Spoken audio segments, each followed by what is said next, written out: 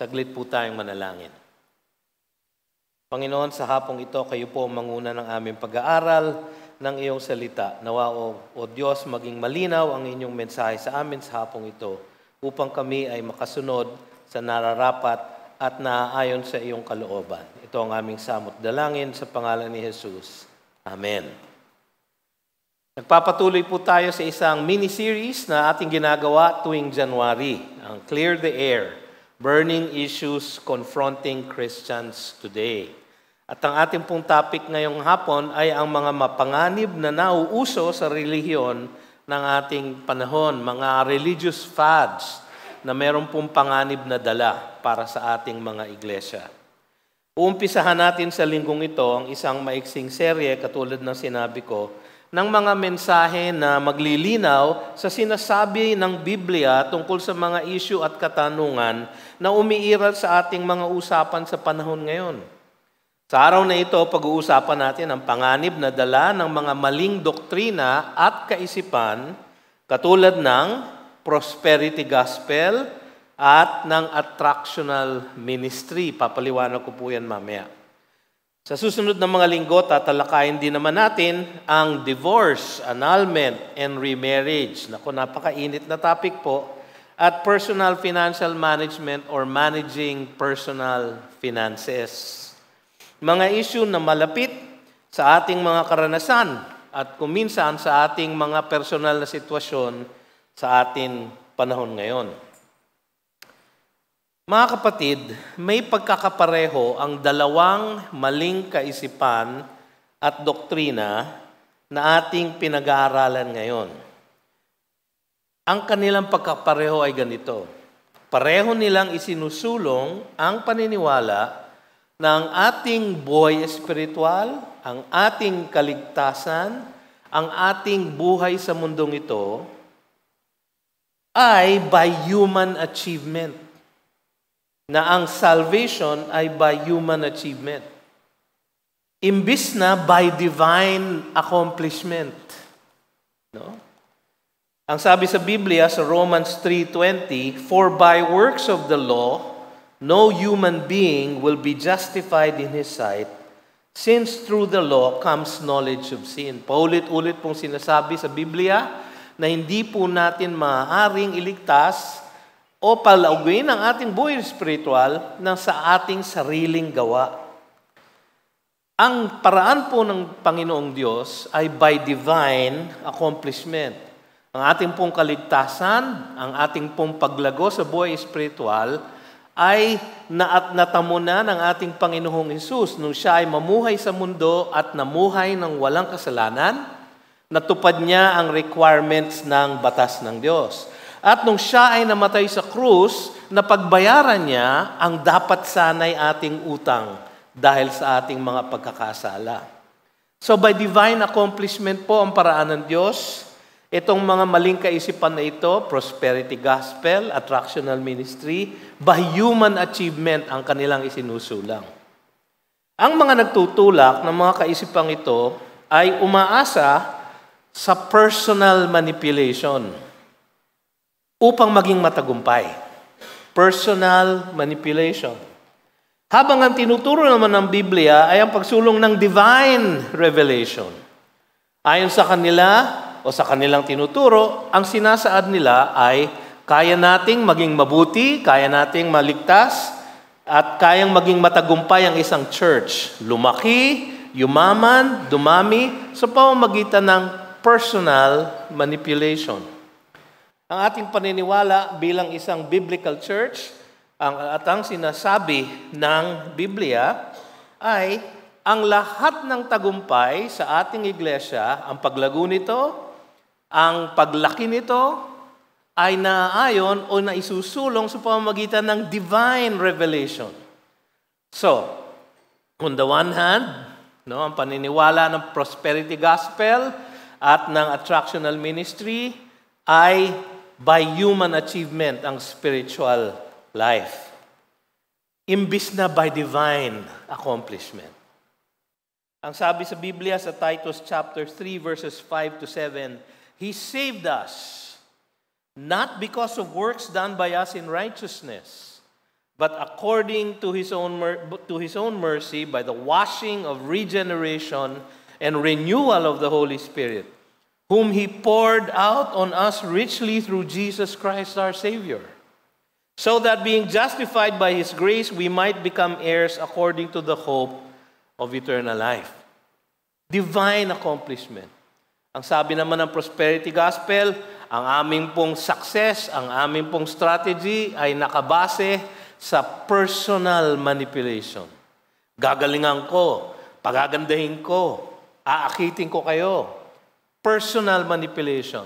Pero ayon sa Biblia, ang paglago sa buhay Kristiyano ay by divine revelation. Napakataliwas po ng mga kaisipang ito sa tunay na katotohanan ng Biblia.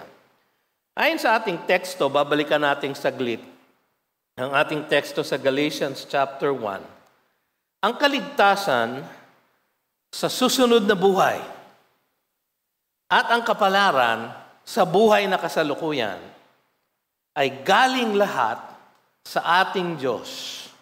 Gawa lahat ng ating Panginoon.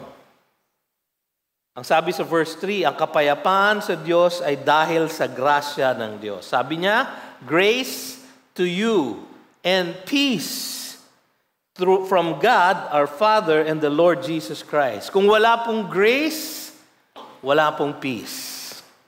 Yan po ang sinasabi ng ating teksto. Ang sinasabi pa rin niya, ang kapayapaan na ito, itong peace na ito, ay natamo ng sakripisyo ni Kristo Jesus upang iligtas tayo sa kapahamakan ng ating kasalukuyang mundo. At ito ay kalooban ng Diyos Ama mismo. Tingnan niyo yung verse 4. Who gave Himself for our sins. Sino yun? Si Kristo Jesus. Who gave Himself for our sins to deliver us from the present evil age. Hindi po time period ang tinutukoy ng present evil age, kundi yung ating mundo sa kasalukuyan. Who gave Himself up for our sins to deliver us from the present evil age, according to the will of our God and Father. Yan po ay kalooban ng Diyos Ama. So lahat po ng ating kaligtasan ay nagmumula sa Kanya. Siya ang nag-initiate at Siya ang nagloob. Siya rin ang nagtamo sa pamamagitan ni Kristo Jesus. Grace and peace to you from God our Father and our Lord Jesus Christ. Tapos sinabi sa verse 5, ang kaligtasan na ito ay mula sa Kanya at para sa Kanyang kapurihan. Tignan niyo yung verse 5. Ang sabi doon, to whom, dahil sa Kanyang ginawa, to whom be the glory forever and ever. Amen. Kaya niya tayo niligtas, hindi para sa ating kapakanan.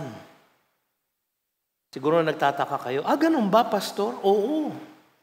Not for your sake, sabi si Isaiah, but for my name's sake. Sabi sa Ephesians 1, for the praise of His glorious grace. Para sa Kanyang kapurihan ang ating kaligtasan. Kaya Siya ang kumikilos, Siya ang gumagawa, Siya ang dapat nating asahan. Hindi yung human achievement, hindi yung personal manipulation. Ang ebanghelyo na nakapagliligtas ay mula lamang sa ating Panginoong Hesus at ito ay sa pamamagitan ng grasya niya at pananampalataya sa Kanya. Hindi sa kahit na anong gawa ng tao. Ang ebanghelyong ito ay binabaluktot ng marami upang mapahamak ang iba. Ang halimbawa nga na inaaral natin ngayon, itong prosperity gospel, at yung attractional paradigm of ministry. Ang sabi sa verses 6 to 7, makita nyo naman. Sabi ni Pablo, alam nyo, bukod tangi sa lahat ng mga sulat niya itong Galatians. Bakit? Sa lahat ng mga sulat niya, inuumpisahan niya ng commendation. Parang maraming salamat sa Panginoon dahil sa inyong pananampalataya sa Kanya, dahil sa inyong pag-asa kay Jesus, ganyan. Paulit-ulit yan. Sa Colossians, sa Ephesians, sa Corinthians. Pero sa Galatians, wala siyang ganyan. Pagkatapos niyang magbumati, binanatan niya kaagad na may galit ang mga taga-Galatians. Kaya nakita niyo yung verse 6. Ano ang issue? Ito.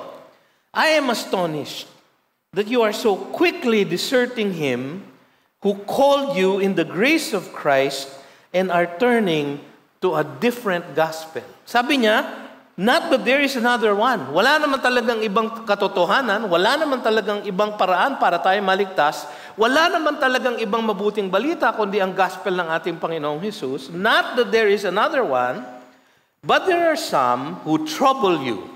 Yung salitang trouble, agitation, yung sinishake, no? And want you to distort, baluktutin the gospel of Christ.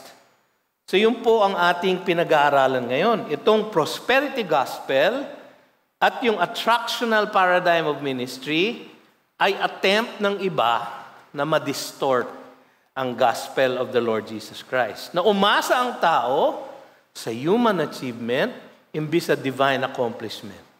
Na umasa ang mga pastor at mga ministeryo sa personal manipulation at hindi sa divine revelation. Yan po ang struggle na nakikita natin ngayon. Ang poot at sumpa ng Diyos ang nararapat lang sa mga gumagawa nito. Tingnan niyo yung verses 8 to 9. But even if we, kasama si Pablo dyan, or an angel, nag-exaggerate siya. No? Siguro yung mga nagbabaluktot ng doktrina, ang kino-quote nila ay isang anghel, kunyari. No? So sabi niya, but even if we or an angel from heaven should preach to you a gospel contrary to the one we preach to you, let him be accursed. Siya ay isumpa sana ng Panginoong Diyos. Medyo masangsang pakinggan, pero let him go to hell. Yun po ang ibig sabihin ng word na yun. Let him be accursed. As we have said before, inulit pa niya. So now I say again, if anyone is preaching to you a gospel contrary to the one you received, let him be accursed. So itong mga maling kaisipan na ito, hindi ito harmless. Dahil nga harmful sila, ang itinatapat ni Pablo sa mga gumagawa niyan ay yung threat ng pagiging sinumpa ng Diyos. Ang layunin ng mga tunay na lingkod ng Diyos, on the other hand, ay hindi ang kaluguran ng tao, kundi ang kagalakan at kaluwalhatian ng Diyos. Tingnan niyo yung verse 10. Sabi ni Pablo, for am I now seeking the approval of man or of God? Sino ba ang dapat magalak? Tao o Diyos? Sino ba ang dapat masunod? Tao o Diyos? Or am I trying to please man? Yan po ang nasa sentro ng attractional ministry. No? Are we trying to please man? Ang gusto ba natin ay matuwa, ma-entertain, mapatawa yung mga pumupunta sa church para sila ay paulit-ulit at pabalik-balik na pumunta at para tayo ay dumami at dumami sa ating mga services? Sabi ni Pablo, am I trying to please man? Ang sagot doon, no. Kasi sabi niya, if I were still trying to please man, I would not be a servant of Christ. Ano ang implikasyon? Ang servant of Christ pleases God, not man. Ang lingkod ng Diyos ay hinahanap ang kaluguran ng Diyos at ang kanyang kaluwalhatian, hindi ang kaluguran ng tao. Yung pong ating dalawang pinag-aaralan, ang kanilang thesis ay ang kaligtasan at tagumpay sa buhay espiritual ay by human achievement, ay by personal manipulation, imbis na by divine accomplishment and by divine revelation. Mga kapatid, tingnan muna natin una sa lahat ang panganib ng prosperity gospel. Ano po ba yung prosperity gospel? Ito yung mga nagtuturo na kapag ikay Kristiyano, no, dapat lang palagi kang malusog, wala kang sakit, wala kang problema, at palagi kang mayaman. automatic na meron kang health and wealth. Dahil ikaw ay tumatawag sa pangalan ni Jesus. Ano ang kondisyon? No? Dapat ikaw ay may pananampalataya kay Jesus. Pangalawa, dapat ikaw ay naglilingkod sa kay Jesus sa pamamagitan ng pagbibigay ng pera sa church. Kaya yan ang common denominator nila. Magbigay kayo ng seed, ang yan ang tawag nila, binhi. Magbigay kayo ng seed offering, $1,000. At kung kayo'y tapat na magbibigay, siya ay tapat na magbubuhos ng biyaya niya sa iyo sapagkat kayo'y Kristiyano. No? Kaya personal manipulation eh. Kayo ay pagpapalain niya. Ano ang panganib dito sa ganitong kaisipan? Marami po ang nagsusulong ng prosperity gospel. No? Kanina pong umaga, hindi binanggit ni Pastor yung ibang pangalan ng mga nagsusulong na ito. No? Pero ngayon po babanggitin ko. Yung ibang marami po sa kanila ay nasa Amerika. No? Si Kenneth Copeland. Baka napanood nyo na siya. Kung napanood nyo na siya, huwag niyong tatagalan. No? Baka kayo'y mabuyo. Si Jesse Duplantis. Si Creflo Dollar. Ang ganda naman ng pangalan niya, no? Prosperity gospel preacher niya. Ang apelido na, Dollar. Mukha siya talagang dollar. No? Iyan po ang mga pangalan ng ilang mga prosperity gospel preachers. Tayo po ay mag-iingat sa kanila. Madali naman po malaman, ma-identify sila sapagkat pag tinype nyo po sa YouTube, prosperity gospel, yan pong tatlong yan ang lalabas. No? Ang kanilang pangako ay mapanganib. Bakit? Una sa lahat, tignan nyo po yung inyong mga outline. Ang pagbaluktot ng mga prinsipyo ng Biblia ang kanilang tinuturo. Una, pagbibigay halaga sa material na pagyaman. Binibigyan nila ng halaga yung material na pagyaman. Kaya nga ba human achievement ang spiritual growth? Kaya nga ba personal manipulation ang ministry? Baliktad. Kasi sa Biblia, nagbababala ang Panginoong Hesus laban sa personal na pagyaman. O hindi niya sinasabi na masama yumaman. Hindi po, dahil marami pong tao ng Diyos ang mayaman. Si Abraham, si Job, si Jacob. No? Mayayaman po sila. No? Binigyan sila ng resources ng Panginoon. Pero ang kanilang puso ay nasa Diyos at hindi sa kanilang kayamanan. Kaya siguro sila binigyan ng yaman. So, hindi po masama ang yumaman, pero masama ang isulong ang kahalagahan o ang sobrang pagbibigay halaga sa material na pagyaman. Sabi ng Panginoon sa Matthew 6, verses 19 to 21 ay ganito, "Do not lay up for yourselves treasures on earth, where moth and rust destroy and where thieves break in and steal." Bakit kaya moth, rust, and thieves? Sapagkat nung panahon na yon, ang kayamanan po ay garments, grain, and gold. Tatlong G.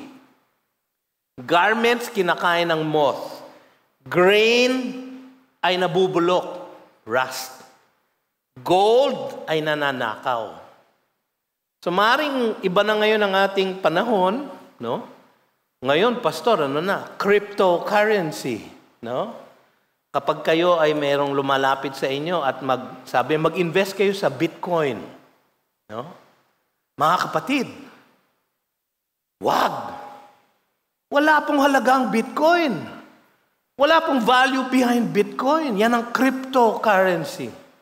Akala ng iba kapag sila ay may mga stocks and bonds at yaman sa bangko, sila ay safe. Hindi po. Natatandaan nyo ba ang nangyari noong 2001? Noong 2004, noong 2008, global financial crisis, nabura ang halaga ng maraming mga financial assets dahil lamang sa kasakiman ng ilan. Mga kapatid, napaka-unstable po ng material wealth. Kaya ang sabi ng Panginoon, do not lay up for yourselves treasures on earth, But, sabi niya, lay up for yourselves. So, hindi po masama yung lay up for yourselves. Ang masama po, kung saan ninyo iniipon. Dito ba? Kung saan nawawala ang kayamanan? O sa langit ba at sa mga layunin ng Panginoon? Sabi sa 1 Timothy 6, verses 9 and 10. Kaya alam natin na hindi tinuturo ng Biblia ang pagyaman ang pinaka-importante. Yan po ang tinuturo ng prosperity gospel. Ang sabi sa 1 Timothy 6, 9 and 10, but those who desire to be rich fall into temptation, into a snare, into many senseless and harmful desires that plunge people into ruin and destruction. Nakakatakot po, no? For the love of money, hindi po money, the love of money is the root of all kinds of evils. It is through this craving that some have wandered away from the faith, pierced themselves with many pangs. Puro warning po ang Biblia tungkol sa excessive na emphasis sa pagyamang material. Pero sa prosperity gospel, yan po ang kanilang hook. Yan po ang kanilang personal manipulation para kayo'y pumasok sa kanilang church. Doon pa rin sa 1 Timothy chapter 6, sa verses 17 and 19. Kasi baka isipin nyo, ay, masama pa lang maging mayaman. Hindi po. Basahin po niyo yung verse 17, 1 Timothy 6. Ang sabi doon, as for the rich in this present age. Oh, pwede naman maging rich in this present age. As for the rich in this present age, charge them. Hindi nila dapat gawin? Ito, not to be haughty, wag mayabang, okay lang maging mayaman, basta wag mayabang. No? Not to be haughty, nor to set their hopes on the uncertainty of riches. Wag umasa sa kayamanan. But on God. Umasa sa Panginoon, who richly provides us with everything to enjoy. Ano ang manifestation na kayo ay nagtatrust in God kung kayo'y mayaman? They are to do good, to be rich in good works, to be generous, and ready to share. So kung kayo'y may kayamanan, kaya kayo binibigyan ng Panginoon ng extra para inyong ma-share sa iba. Thus, storing up treasure for themselves as a good foundation for the future, sa langit, so that they may take hold of that which is truly life. Ang truly life ay eternal life. Hindi po itong buhay na ito.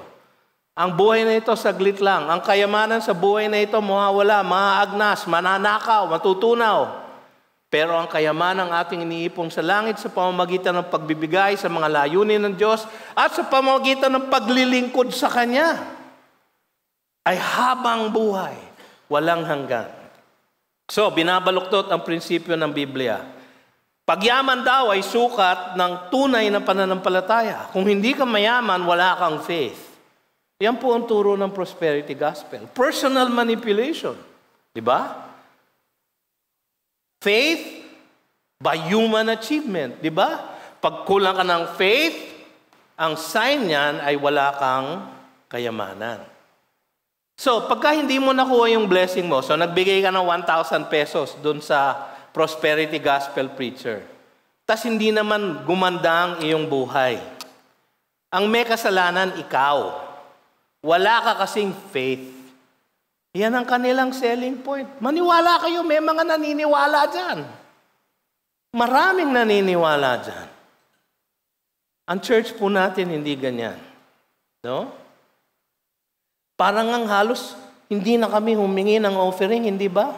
So magbigay kayo, ayan, electronically, tas sandali lang. Tas parang afterthought na lang, habang kumakanta tayo, kung meron kayong iaabot, ilagay nyo sa offering basket. Kaya natin ginagawa yun sapagkat ang pagbibigay sa Diyos ay pagpupuri sa Kanya. Hindi niya kailangan ng pera ninyo.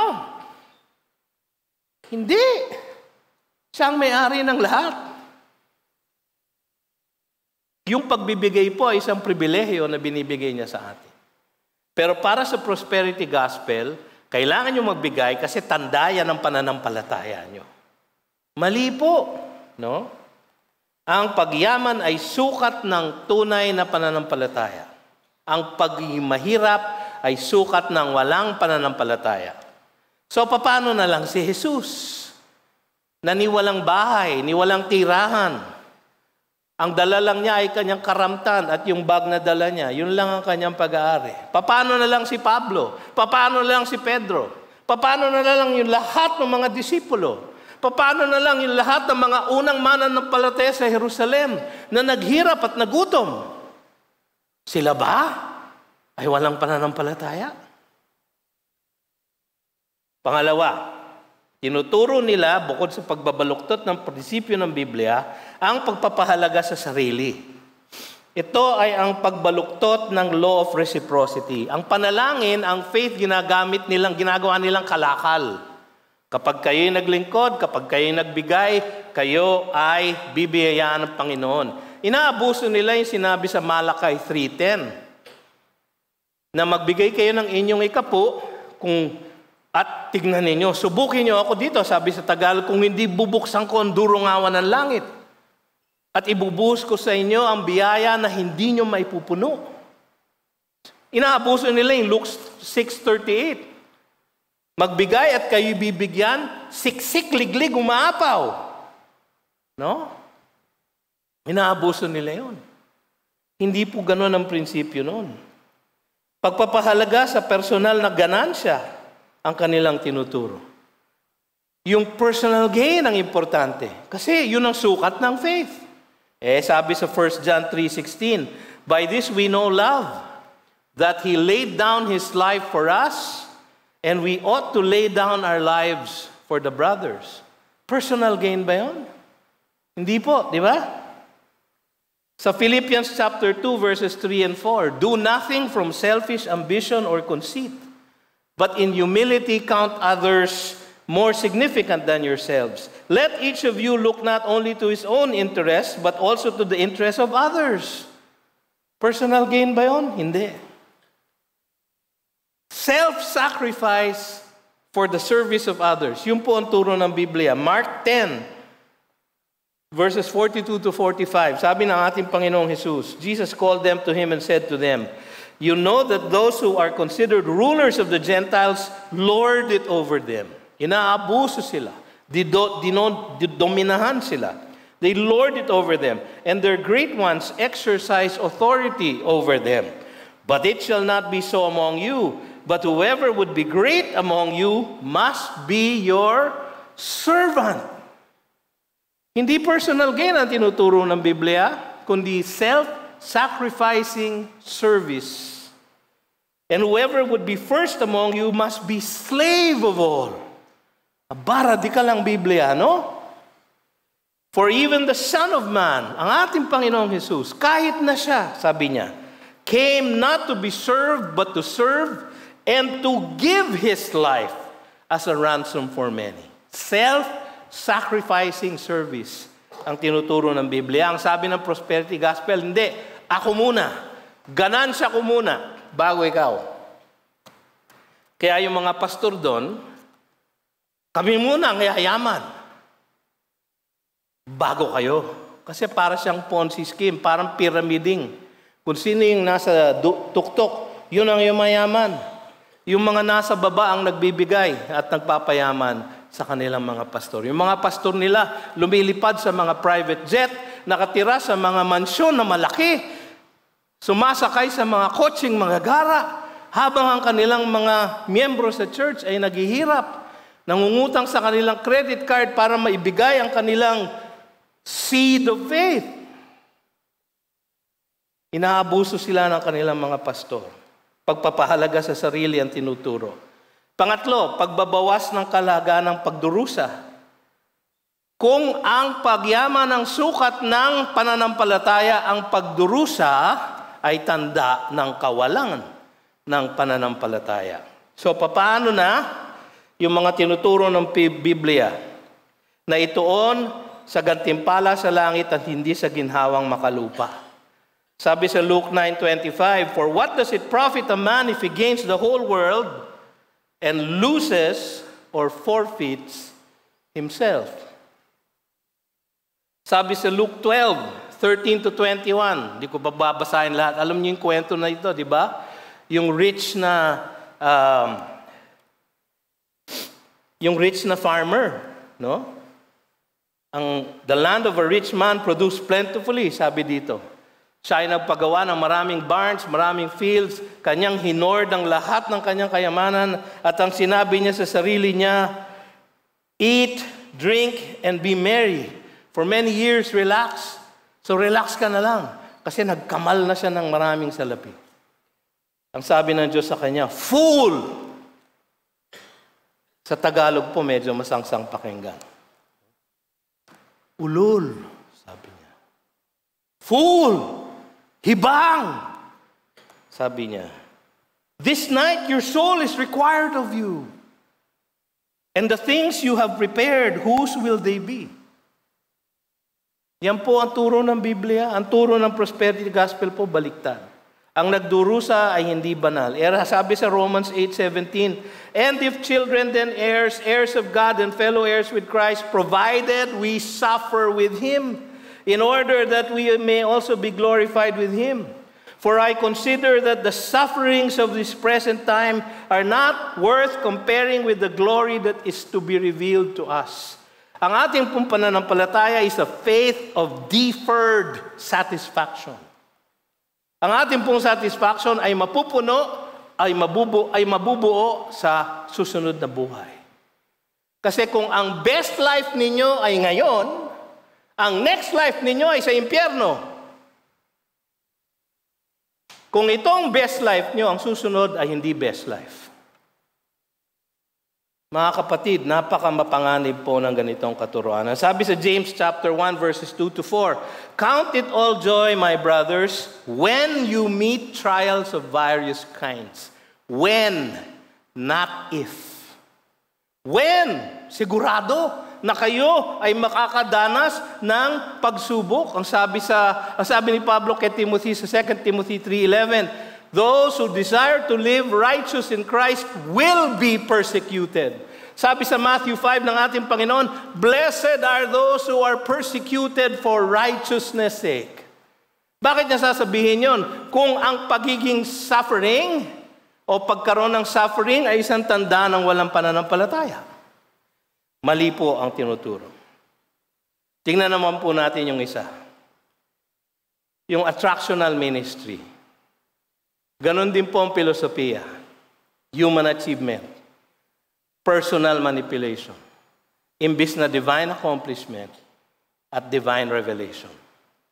Ang definition na ayon kay Jared Wilson, makikita po natin sa ating screen, ay ito, an attractional church conducts worship and ministry according to the desires and values of potential consumers. Kayo daw po ay customer at ang aming duty ay i-entertain kayo. No? Kung ganun po ang inaasahan nyo rito, umalis na kayo. Dahil hindi po ako sasayaw dito para i-entertain kayo. Hindi po namin gagawin ni Pastor Larry na baluktutin ang salita ng Diyos para lang kayo'y matuwa. Sapagkat hindi po yan ang aming pagtawag. Nagiging mas importante ang kaluguran ng tao kaysa sa pagbibigay luwalhati sa Diyos. Nakita natin kanina yon, di ba, sa verse 10, for am I now seeking the approval of man or of God? No? Sabi sa 1 Thessalonians chapter 2 verse 4, but just as we have been approved by God to be entrusted with the gospel, so we speak not to please man, but to please God, who tests our hearts. Sa aking pong paghahanda ng sermon, ang aking pong pinaghahandaan ay hindi ang aking pagtayo sa inyong harapan. Baliwala po kayo sa akin. Ang aking pong pinaghahandaan ay kung tatanggapin ng Panginoong Diyos ang aking pagtuturo sa inyo ng matapat ng Kanyang salita. Doon po ako natatakot na baka hindi siya matuwa. Kung kayo'y matuwa, maraming salamat. Kung kayo'y may matutunan, gawa ng Diyos sa puso ninyo yun. Hindi ko po gawa yun. Ang kumikilos po, ang kapangyarihan dito ay hindi ako, kundi ang salita ng Diyos. Naaakit ang mga tao sa church imbis na kay Jesus. Kasi sa ganda ng mga programa, pinagaganda nila para sa mga consumer. Meron po akong lilinawin, Hindi po masama ang maging attractive. Kung minsan po masama ang pagiging attractional. May diferensya po. Ang pagiging attractive po ay kapag ating itinuturo, ibinabahagi, isinasa pamuhay natin si Jesus. At dahil doon, ang mga tao ay na-attract. Bakit kakaiba sila?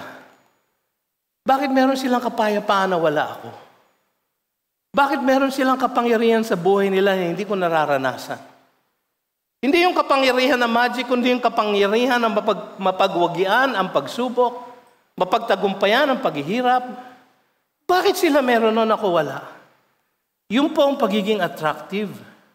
Ang nakikita ng tao ay si Jesus.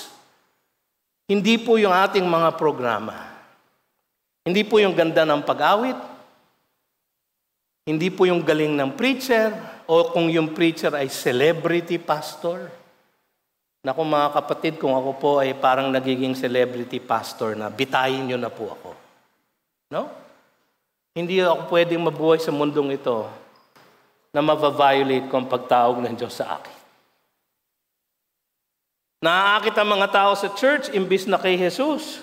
Pero ang sinabi ni Pablo sa 1 Corinthians chapter 2 verses 1 to 5 ay ganito.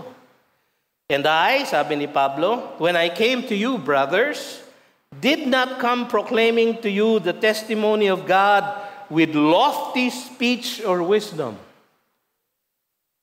For I decided to know nothing among you except Jesus Christ and Him crucified. Napaka-unpopular po ng ating gospel. Sapagkat ang ating pinapahayag ay isang Mesias, isang Diyos na pinako sa krus. And I was with you in weakness, sabi ni Pablo, and in fear and much trembling. And my speech and my message were not in plausible words of wisdom, but in demonstration of the Spirit and of power. Bakit? So that your faith might not rest in the wisdom of men, but in the power of God. Yan po ang objective natin dito. Kaya natin binibitawan ang pure na salita ng Diyos upang ang salita ng Diyos na may kapangyarihan ang siyang kumilos at magbago ng ating mga puso. At ang unang binabago po ay ako. Bago ko pabitawan ito sa inyo, dapat binago na ng salita ng Diyos ang aking puso at diwa. Kasi kung hindi po ako babaguhin, hindi po kayo mababago.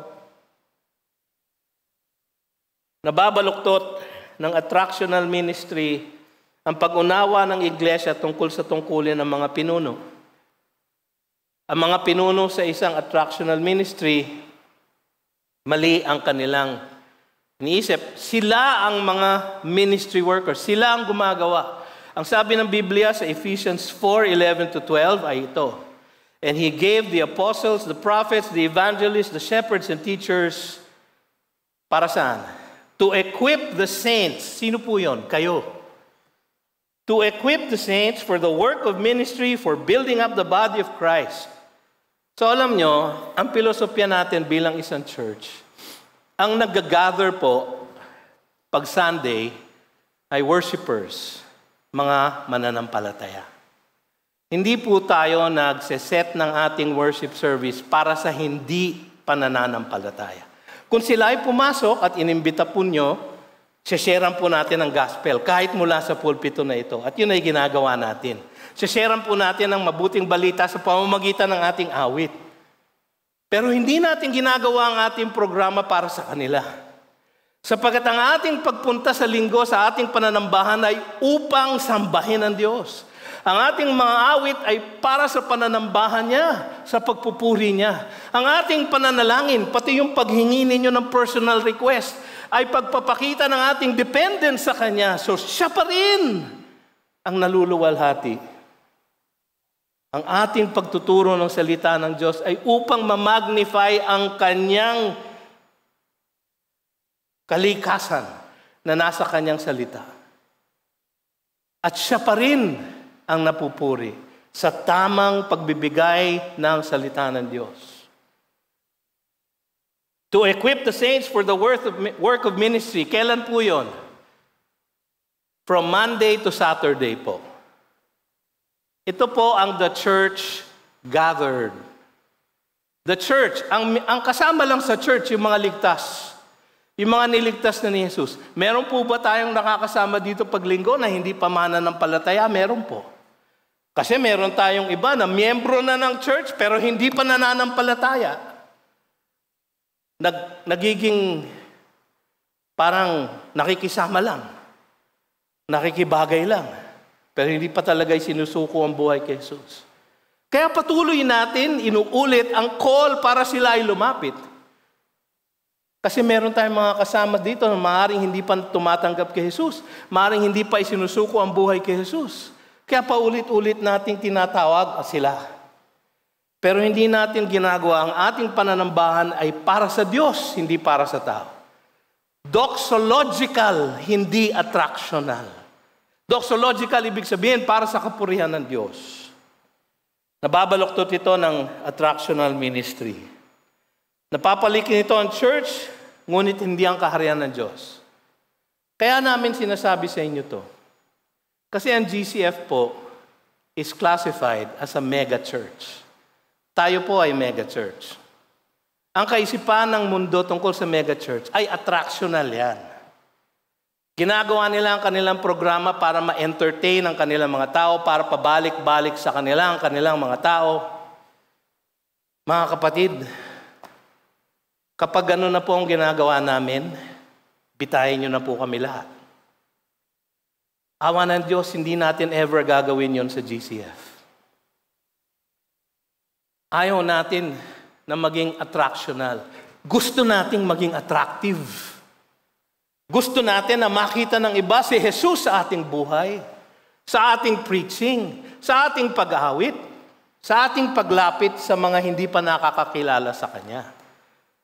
And when the church gathers, the church is equipped. Kaya ang pinakamahabang portion ng ano natin ay yung sermon. Alam ko, nahahabaan na kayo. Kanina pa to si Pastor BJ, ang tagal na. No? Kaya po ito ang pinakamahabang portion sapagkat ang objective natin ay tayo ay ma-equip. Kasi Monday, Tuesday, Wednesday, Thursday, Friday, Saturday, sa atin pong mga bahay, sa atin pong mga barangay, sa atin pong mga pabrika at opisina, sa atin pong mga eskwela, diyan tayo nag-evangelize. Okay lang po mag-imbita kayo at magdala ng kaibigan at kamag-anak dito. Sapagkat regularly natin sila sinesera ng gospel dito. At kung sila ay bisita, kapag sila ay ating winelcome, kinakantahan pa natin sila, di ba? Welcome to the family, di ba? Kinakantahan natin sila palagi. At ating kakausapin sila pagkatapos ng worship. Nandun po ang evangelism. Sineseran po ng gospel ang mga bisita. Kahit na sila ay nakakilala na sa Panginoon. Kasi baka hindi pa eh. Kaya po natin binubuksan ang pintuan ng ating church tuwing Wednesday night. Una sa lahat, bago mag-worship, no? 5:30 to 6:30, ano ang ginagawa? Andun po kami sa kalye. Nangaharang po kami ng tao. Nag-aalok ng kape at donut. Not to be attractional, but to be attractive. Iniimbita natin sila na pakinggan ang gospel ng ating Panginoon. At mga kapatid, meron na tayong ilang kasama dito sa 3 p.m. service na nagmula dyan sa kalye, na hinarang ng mga nagpapatintero na GCFer. No? Hindi na balik kung nakakahiya. Pero atin silang niyayaya upang sila ay makakilala sa Panginoon. Diyan po sa paraan na yan, lumalaki ang church, ang kaharian ng Diyos, at hindi lang yung attendance ng church mismo. Huli sa lahat, Yung pong attractional ministry, napaparami ang nag-a-attend dahil ang kanilang focus ay numbers. Ilan na ba ang attendance? Alam nyo yan ang ABC daw ng pagpapastor. ABC. Attendance, building, collection. Yan palagi ang iniisip ng mga pastor. Pag nakikita-kita sa conference, kumusta na attendance nyo, kapatid? May building na ba kayo? Kamusta ang koleksyon? ABC. Ang concern po dapat ng isang pastor at ng bawat membro ng church, nababahagi ba natin ang salita ng Diyos sa mga pumapasok sa church natin?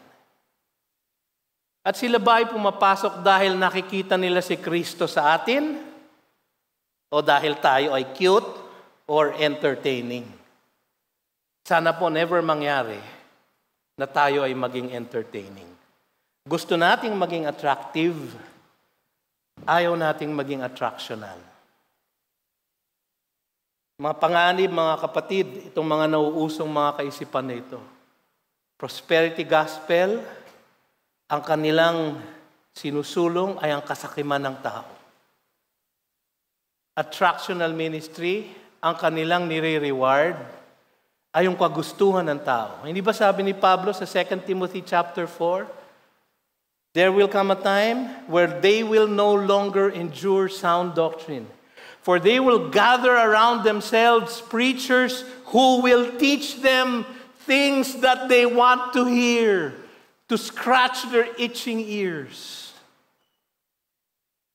Mga kapatid, kung tumigil na po kami ng pagpipreach dito ng dapat ninyong matutunan mula sa Biblia, at ang aming pinipreach na lang ay yung gusto ninyong mapakinggan, bitayin nyo na po kami. Sapagkat tumigil na po ang aming ministeryo.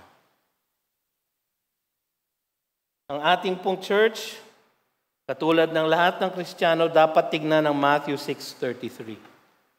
But seek first the kingdom of God and His righteousness, and all these things will be added to you. Ang dapat nating gawin ay umasa sa gospel ng Panginoon, ang kanyang way of salvation, which is by divine accomplishment.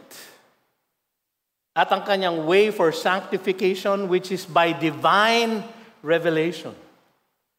Nawa mga kapatid, hindi kailanman mangyari sa GCF na tayo ay magtuturo ng salvation by human achievement or ministry by personal manipulation. Iwasan po natin yan. Mag-ingat po tayo at napakadaling matempt sa ganyang klaseng pag-iisip.